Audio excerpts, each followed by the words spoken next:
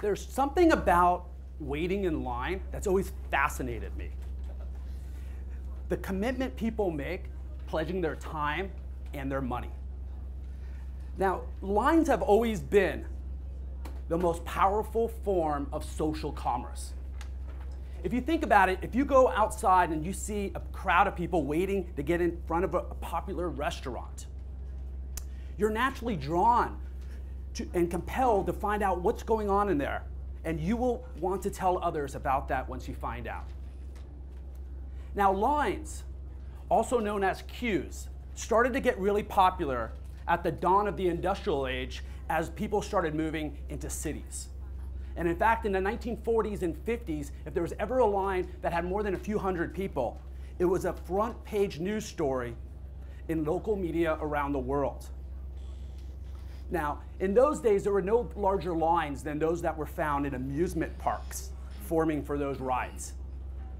And those lines were chaotic and unruly. In 1955, a man opened a theme park called Disneyland. And Walt Disney solved one of the largest pain points of lines at the time. He brought in new innovations in queue management. He brought serpentine line structure, single file line. He also enclosed the line so you were intimidated by how many people were in the line. And he also added entertainment features that made it much more interesting.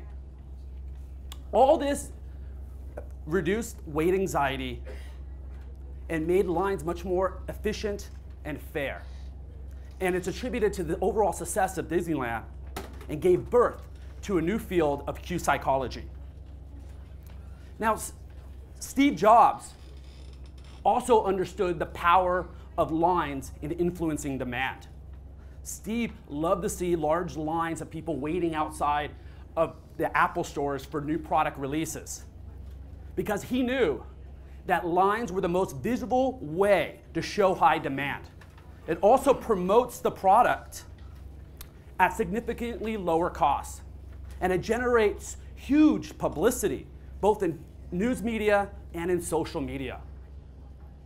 Now, lines are evolving today into the digital world through pre-tail, which essentially is like a digital line for online retail.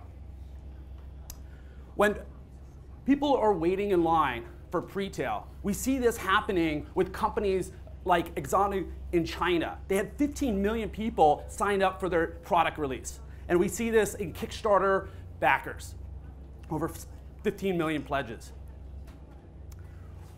What is interesting is where we're going is the evolution of queues, which will allow us to be more empowered as consumers, where we vote for our economic democracy, and it will lead to more market innovation and efficiency, and overall reduce economic waste.